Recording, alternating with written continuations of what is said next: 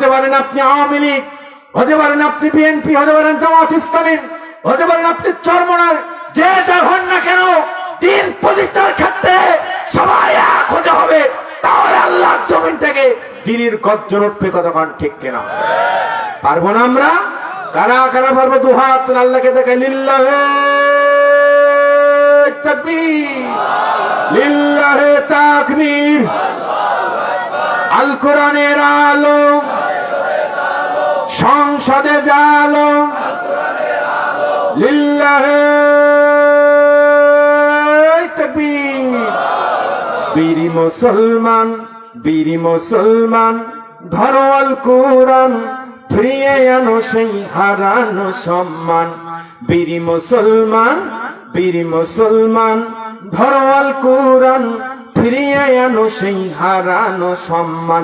নারায়ে তাকবীর, নারায়ে তাকবীর, তোলো তাকবীর ধ্বনি ধরায় আর একবার। বীরি মুসলমান, সবাই বীরি মুসলমান, ধরো আল কোরআন, ফিরিয়ে আনো সেই হারানো সম্মান। যে আওয়াজ শুনে ওরে মুসলমান কাঁপিত হইত কাফের বেঈমান। যে আওয়াজ শুনে ওরে মুসলমান কাঁপিত হইত কাফের বেঈমান।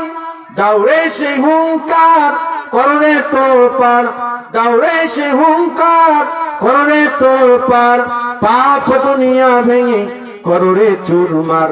বীরি মুসলমান, বীরি মুসলমান, ধরো আল কোরআন, ফিরিয়ে আনো সেই হারানো সম্মান। লিল্লাহে তাকবীর।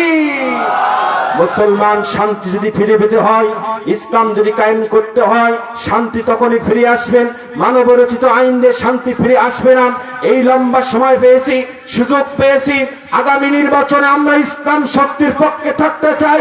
যেই বা যারা কোরআনকে প্রতিষ্ঠা করার জন্য চেষ্টা করবে, যারা কোরআনকে এই জমিনে আন্দোলনের ওই কোরআনকে যারা সংসদে নিয়ে যাবে, আমরা তাদের পক্ষে থাকতে চাই। কতক্ষণ ঠিক কিনা?